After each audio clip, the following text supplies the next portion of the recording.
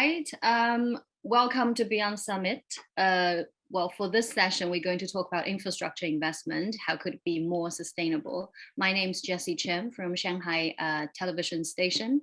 I will be hosting this session. And may I first of all introduce our two guests. They are Sir Danny Alexander, Vice President of Asian Infrastructure Investment Bank, also known as AIIB, and Leslie Marsdorp, Vice President and Chief Financial Officer of the New Development Bank. Welcome. Thanks for having me. Thank you very much indeed. Good to be here. All right. Basically, we outlined 6 questions, and I'll finish it off in 45 minutes. Please talk freely, have a lot of interaction, and I might not follow the question exactly as the wording and phrases, and I might have follow-up questions in between. So let's just sort of chat along and to see the sparkles in between. All right, so very first question is, how has technology changed the strategy of infrastructure investments? Danny or Leslie, who would like to get started? I can go first if you like. Please. Sure, go for it, Danny. So look, I think technology has changed infrastructure investment in a lot of different ways. I mean, to start with, of course, technology creates demand for new types of infrastructure, like data centers, 5G networks, telecommunications, grids, and so forth. And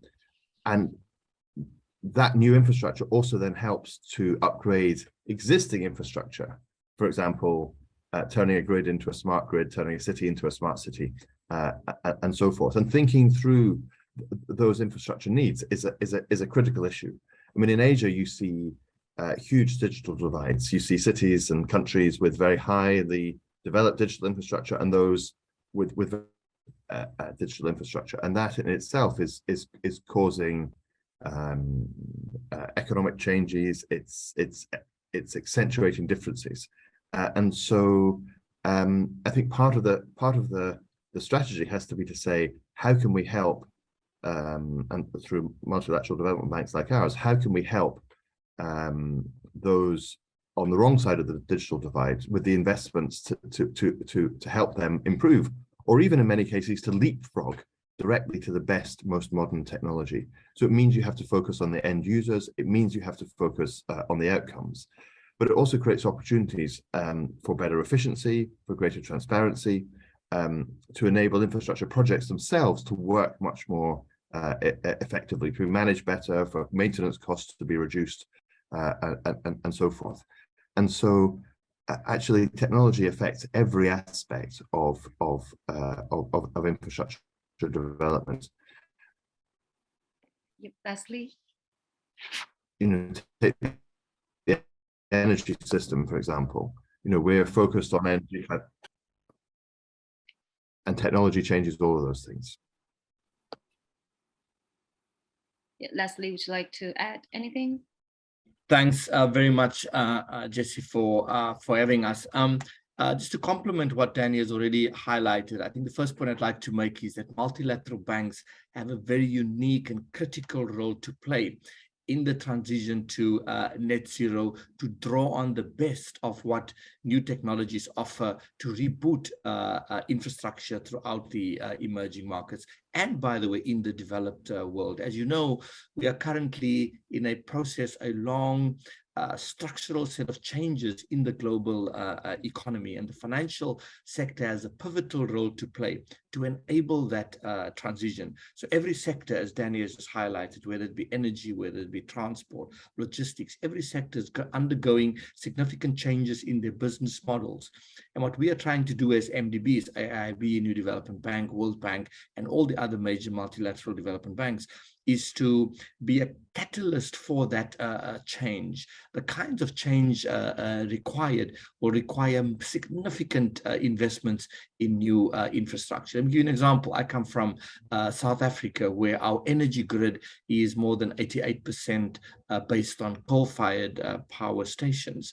We have to completely we have to build new energy infrastructure, if you like, but at the same time, we have to have a more appropriate energy mix in terms of renewables, whether it be wind, hydro, solar, and so on. And as Danny also highlighted, there's a significant opportunity now for developing countries, for example, in Africa, the continent where I'm from, to leapfrog in the sense that we can skip a generation of technologies and adopt the best that is on offer today. So the technology is probably the most exciting element of infrastructure investment today, because we are moving away from business as usual models. Yeah, exactly. It's just like technology has changed everything a lot. So when I was young, when I was talking about infrastructure, my mind goes building roads, bridges, just basically have cars running on something, so that we can be connected. But now we're talking about infrastructure. It's a lot more than just concrete roads and buildings. We want to build smart cities. We want, as Leslie said, we want to go sort of go through the next generation of having a lot of high tech in it, so that it can be more sustainable for a longer time, and it can be user friendly as well. So based on that, so how are our new strategies affecting economic and social transformation? Because as we was already mentioned, a lot of Asian countries are actually going through social transformations. Well, for example, say China, we have moved from labor intensive industries into a lot of high-tech, new energy, AI industries. But some of the developing countries in Asian countries, maybe they are not that ahead. They're still in the area that they still need roads and bridges built. So it's not very even in Asian countries. So how the new energies can help them accordingly?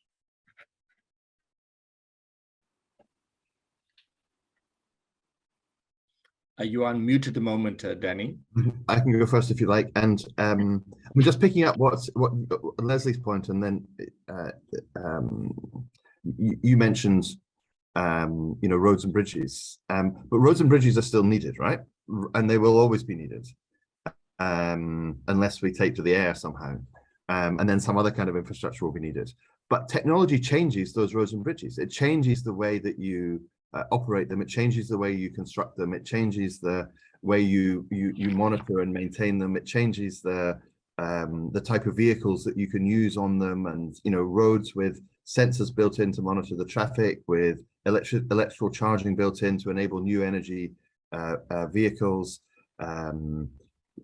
So many applications of technology there, and that's what's referred to when we talk about infratech. And infratech is really I think is at the center of the political agenda.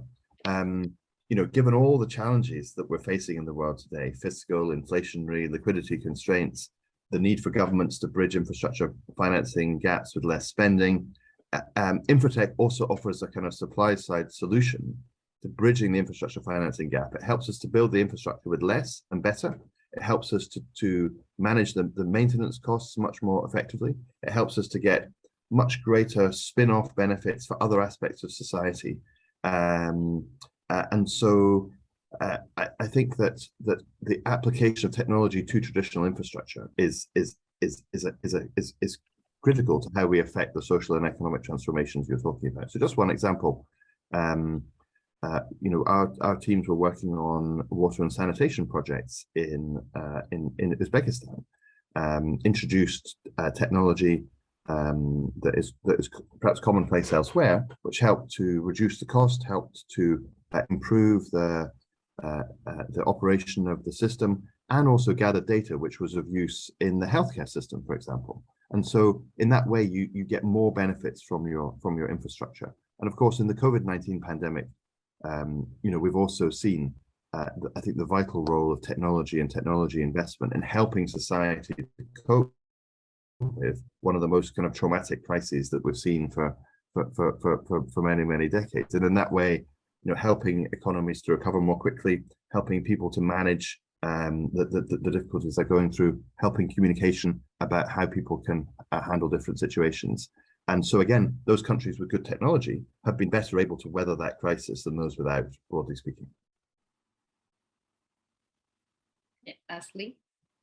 Just to add one or 2 points to what Dan has already highlighted, and I'd like to pay particular emphasis or draw and really shine a bright light on the fact that the need, the demands for new sustainable infrastructure in emerging markets is distinctly different from that of developed countries to a degree. And here I want to make a reference specifically to the fact that developing countries have a different historical disadvantage. Firstly, because let's take Africa, for example, and parts of Asia, where industrializing at the time when emissions matter, when coal, the pricing of coal matters, during the time when the advanced countries industrialized, United Kingdom, Europe, the United States, and so on, carbon emissions was not front and center of the consciousness. And therefore, it's important that we ensure a sort of a fair and a just, and you could call it even an equitable transition. The world is never sort of fair and equitable, but we have to put in place elements as we move towards on this sort of path of upgrading our technologies and infrastructure and moving more towards sustainability. We have to recognize that our countries come with different historical endowments. Let's take Africa. Large parts of Africa do not have access to electricity. Only, I think, 35% of the continent have access to sustainable, regular, continuous energy, right? Can we therefore, ask a country that is poorly endowed with, let's say, solar investment resources or wind power to not use the coal that they have? We have to put appropriate incentives in place to ensure that we enable these countries to move onto this higher technological path and the more sustainable development path. Yes, so we do want to help them to leap ahead, come across the generation to some more advanced technology, but at the same time, we need to respect them about where they are and what they can do in their current situation. So we talked a lot about new energy. So what is the road ahead? And also, what are the difficulties ahead for, say, investors or say banks to set up their strategy, to set up their accordingly strategy to help those countries? I mean, I think the point that Leslie just made is really a hugely important one, and it's actually part of where multilateral development banks like ours play a critical role. And especially in this period where the cycle of innovation is so much faster, new technologies are going from being an idea to being something that is widely adopted, in a much shorter period than even a decade or two ago, and especially in the energy space, but in many others too. Enabling those technologies to be transferred quickly, to be adopted, to be localized, is a critical part of making sure that developing countries have the opportunities to develop at the pace that they need to develop, to do so in the context of energy in a cleaner way, and where they're able to develop those systems not after many years of waiting, but at the same time as other societies are doing so. And I think in the energy space especially, the new energy system is going to be different to what we've lived with before. Of course, much more use of electricity. Many things will be electrified that are currently driven by petrol or other fuels, decentralized and also digitized. And given that many renewable sources, which are going to be critically important, are also variable, then we need a smarter way of managing that variable demand and supply, to ensure that the system can be efficient and it can be clean, and that the new technologies can be integrated in the right way. And I think, again, MDBs have a critical role in making sure that developing countries get access to that technology quickly, enable them to move their energy systems forward in the right way, but also, recognizing that in many developing countries there are still huge issues of basic access to power, affordability. And so and people have, as Leslie was saying, you know, a right to develop, they have legitimate aspirations to higher living standards. And so we have to also make sure that we're operating in a way that it shouldn't be a choice between, do you develop your economy or do you transition your energy system? You have to find a way for the two to go forward together, and ideally to reinforce each other. In energy, Jesse, I would say, you know, it offers, as you know, most every country, you know, to build this productive potential, energy is the most critical ingredient of that process. And the technological innovations that Danny has just referred to is offering real exciting possibilities for the development path of many emerging markets, whether it be solar energy that we have in abundance in many countries of the South, whether it be battery energy storage, and the development in battery storage is offering huge exciting possibilities for the future. Wind, for example, we have a couple of fairly large offshore wind projects in Fujian province in China. We have hydro and solar projects in many of our member countries. One of the most other exciting elements that I wanted to touch on about the energy sector is that this is an area where there's significant scope for us as MDBs to mobilize large volumes of private sector capital. As you know, over the last few years as MDBs, we are no longer just focusing on financing projects ourselves and growing our own balance sheets, but using our funding in a catalytic way so that we can bring on board more of the private sector. And in renewable energy in particular, the private sector are very, very active investors. Last year at COP26, which was held in Glasgow, I think the role of financial sector and the role of the private sector was placed center stage in the debate around sustainability, and energy is where the rubber hits the road. Most of the investments in new energy is not done by state-owned enterprises or done by governments, but it is indeed done by the private sector. So MDBs like ourselves, AIIB, the World Bank, Asia Development Bank, all of us, we are focused now on increasing the size and scope of our private sector operations and working much more closely with the private sector to build this kind of new energy infrastructure. And new technologies also like green hydrogen offers very exciting possibilities for the future. Now we talk a lot about new norms because we had pandemic, well, this is still going on, COVID-19, and also we had extreme hot weather this summer, a heat wave. And I'd like to hear some examples of, you know, how do you help private enterprises to sort of emerge new energy and also the old energy together to move forward. What I mean is that because I do daily news every day, and we had this big news about Sichuan province this summer, because basically they're depending a lot on I think it's the Dujiangyan Dam. It's the new type of energy for electricity. But during the drought and during the extreme heat wave weather, they had extreme shortage of electricity, and the whole country had to ship their coal to Sichuan to help them and to have enough electricity, completely depending on the old way again. So this is just one very simple example, but do you have any examples when you develop new projects for these countries, those conflicts or say difficulties of helping them moving forward to new energy?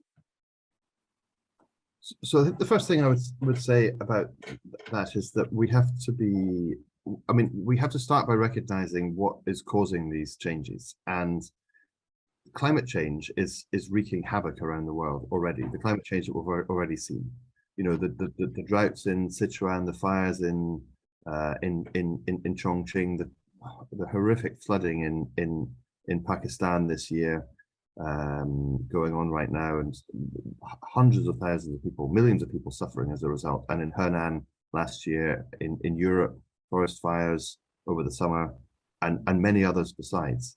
You know, these kind of natural disasters are becoming more frequent and more severe because of the consequences of climate change. And so I think the first thing I would say is that the biggest risk is failing to innovate and failing to change in order to try and tackle the underlying cause.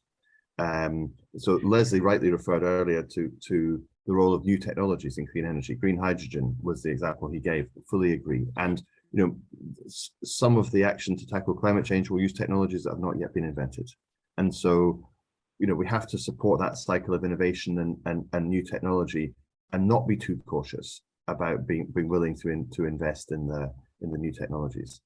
The second thing I'd say is that climate change is not just about mitigating carbon emissions. It's also about adaptation and resilience. It's about protecting people from the effects of the climate change that we've already seen, and the further change in the climate that is inevitably going to take place, no matter how successful we are in changing the way we produce electricity, for example. And so that means that every single project that you invest in has to build in from the very start, how are we going to protect this this project or this community or this location through this investment from the effects of climate change. And I think building that thinking about resilience in from the very beginning is a critical change that we have to make in order to deal with this new norm, as you called it. And then, this is particularly challenging for mobilizing private sector investment, especially if you're looking at investments that are purely directed at climate change adaptation. Creating the new financing mechanisms that create the incentives for the private sector to invest in that, as well as the public sector, is a major challenge also for institutions like ours. I would just like to add maybe just another perspective about the current moment that we are in. Now, both Danny and I, given the nature of our work, we are sort of natural optimists, and we are focusing on all the positive drivers of change and how new energy and technology will propel us forward. But I think it is also important to recognize that the world is currently experiencing crises of a significant severity in a number of fronts, and energy being one of them. I mean, I've literally just arrived from Europe the last few days, and the discussion there is about gas rationing. I mean, this is something that is unprecedented on European shores, that the possibility that we can go into a winter, which could even become a winter of discontent as people go to the polls, and a number of countries having elections. There are sort of short-term variables that we have to factor into this more longer-term equation, which we are talking about in general here today. What I would argue, though, and this is reflected in many of the surveys that have been done, that despite COVID-19, despite the sort of adverse turn in economic conditions over the last 2 years driven by COVID, the focus on sustainability has remained in place, whether it be governments, whether it be regulators, whether it's the private sector, multilateral development banks increasing their commitments. There's a general positive spirit about the direction of travel with regard to sustainability. But on energy, I think it is important that we highlight that the world is now going through a period where some countries are talking about,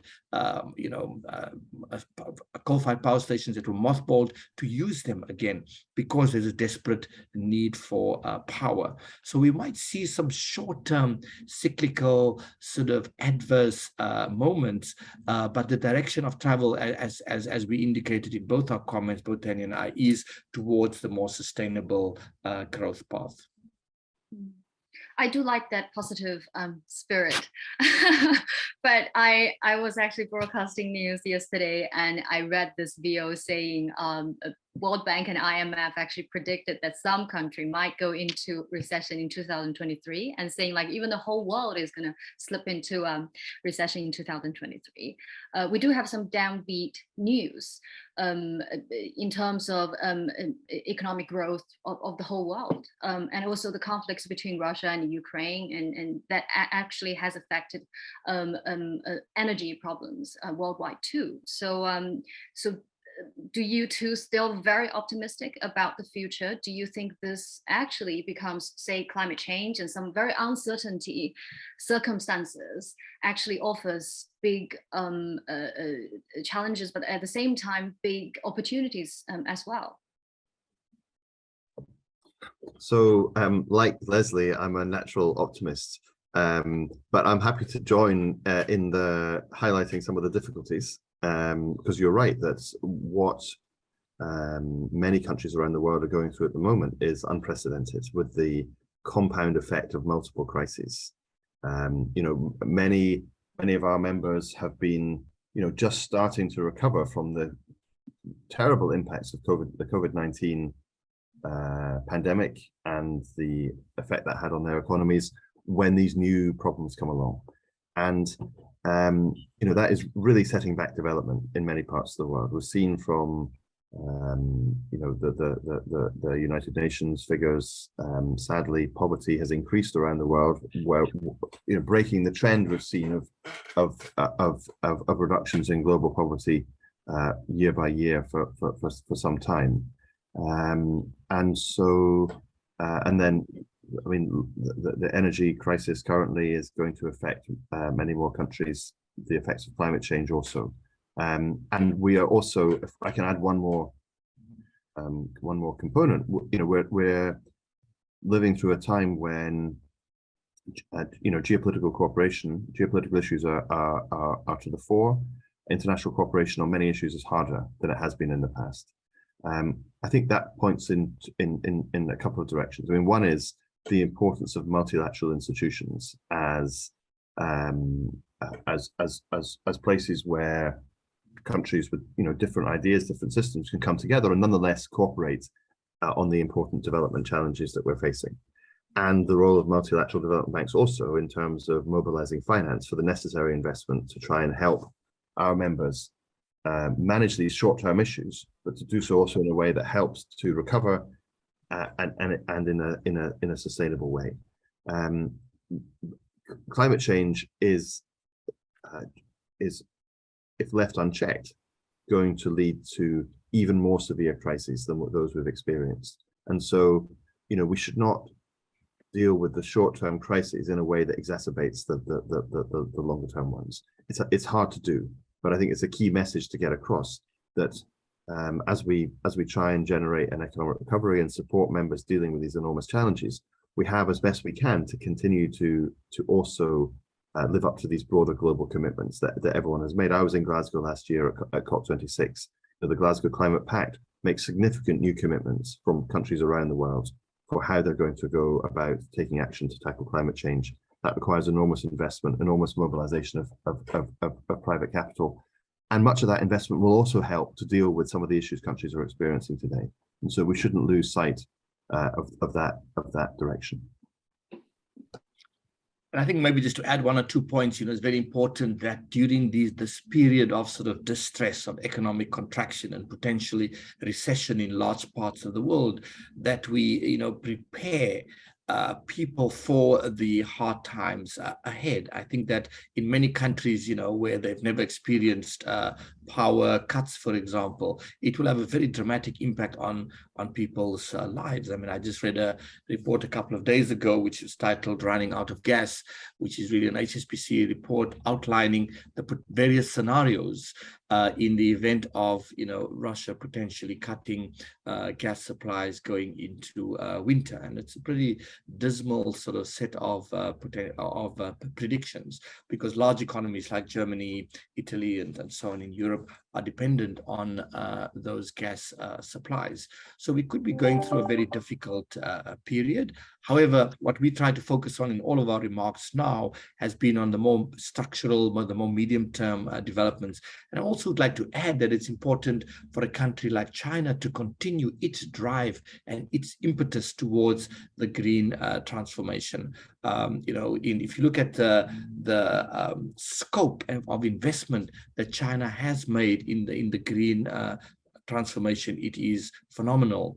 However, it's important that even during this period of where the economy is not shooting on all cylinders, that we continue on that path to invest in clean tech, renewable energy, and all the other various sectors. China, as you know, contributes 27% of global carbon emissions, and therefore have a specific responsibility as a leading nation and the second biggest economy in the world to continue to drive this change, even as we go through economic contraction.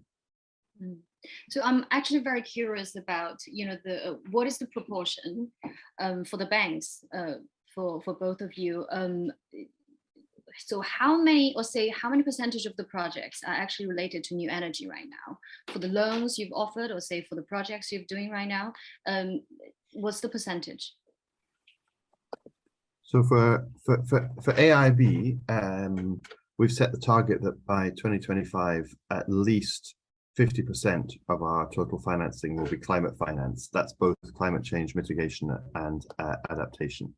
And despite a very challenging year in 2021, we still achieved a climate finance share of 48%, up from 41% in 2020. And that's measured by a methodology established by all the multilateral development banks working together. In addition, we've set a goal of what we call Paris alignment, which means that by the middle of next year, 2023, every single one of our investments will be aligned with the goals of the Paris Agreement. That means that even if the purpose of the investment is not specifically directed at climate issues, it may not be clean energy, it could be a road or a port or whatever, that we still have to carefully assess that it isn't doing any harm to the goals of the Paris Agreement. And again, among the multilateral development banks, we've developed a framework for what we call Paris alignment. Each MDB then has to apply that to its own work stream. And honestly, I think this notion of Paris alignment, which means that your investments are at least not doing any harm, and many of them will be doing positive good against these goals, ought to become a norm across investors over the coming years. And we see great efforts. For example, at COP26 last year, the Glasgow Financial Alliance for Net Zero was launched, and that was financial firms globally around the world with, I think, $1.3 trillion of assets under management, all pledging to commitments to support the transition to net zero by 2050. And so we have to turn those commitments into action. We have to find the ways to actually unlock that money, especially for developing economies. I think that's another way in which multilateral development banks can help. And just to add to that, Jesse, the multilateral banks as a community, all of them have increased their targets quite considerably. We have a target of 40% for climate finance. EBRD, I think, have a target of 50%, like AIB, IFC, World Bank. We are all in that range of between 40 to 50%. Almost half of our commitments go towards climate finance. But I think it's very important to highlight that the MDB community, on aggregate, all of us combined, our combined balance sheets of leading MDBs is just under $2 trillion. The size of the institutional investor community, or the pools of capital out there, dwarfs what we have in the MDB world, which is what the point I made earlier on, that we want to make sure that we not only increase our own targets because we're quite small in relative terms, less than 2% of the overall sector. We want to behave more as catalysts to mobilize additional private sector capital to influence and shape the market and influence and shape the behavior of private sector players. So, if you look at, we are very encouraged, by the way, by, the developments over the last few years, where, whether it's Amundi or BlackRock or PIMCO, all of the big asset managers, today, when you open their annual reports, they say climate risk is investment risk. So their approach have completely changed. They look at loss of biodiversity as a business risk. So we have succeeded, I think, as MDBs, because we are focused on sustainability, to embed that as a theme in the financial sector more broadly. So even though we increase our targets, as I said, from up to 50%, that quite is not enough. We need to make sure that the commitments made by COP26 for the Global Alliance of Institutional Investors to also commit to such aggressive targets. So I think this is extremely interesting because in Chinese we say 危机并存, like where lies the risk, or say where lies the uncertainty, also we have the opportunity. So we talk a lot about climate change, the world slipping into a not so good status and all that risks. But because of that, we had new projects to deal with it. Because of that, we had new ways to solve those problems, and that's where the opportunities are. So for you two, what do you think is the biggest opportunity right now? Is it new energy, or in the future is going to shift into some other industries? Well, that's a question we could spend the whole day discussing, as with all your other questions. Maybe I'll have a shot, but I'm sure I will miss many things. I mean, I do think that clean energy, and especially the new climate technologies, are a huge area of opportunity. And Leslie gave the example of hydrogen earlier. Carbon storage, carbon sequestration, those will be major issues too in this space. Likewise, smart cities, new energy vehicles in the climate space, I think critically important. But I would also say, looking at technology more broadly, half of the global population are still unconnected digitally, according to the ITU. And so there are also big opportunities to build the basic capability for digital and technology, including data centers, fiber networks, mobile towers, and so on. It means that we should also invest in basic digital optimization of infrastructure projects, helping to bridge that digital divide. I think is not just an opportunity; it's an obligation. It's a necessity. So I would highlight those two areas as two potential areas of opportunity, but there are so many others.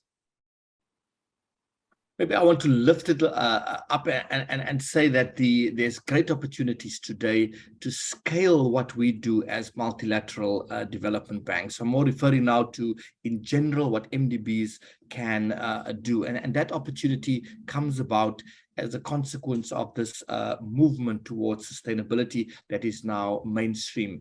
Development finance is quite narrowly defined as, development, sort of national development banks, multilateral development banks, and so on. But given this drive towards sustainable infrastructure and commitment to ESG, it offers the opportunity for the private sector more broadly to be part of this campaign and effort to take all of our economies on a completely different growth trajectory.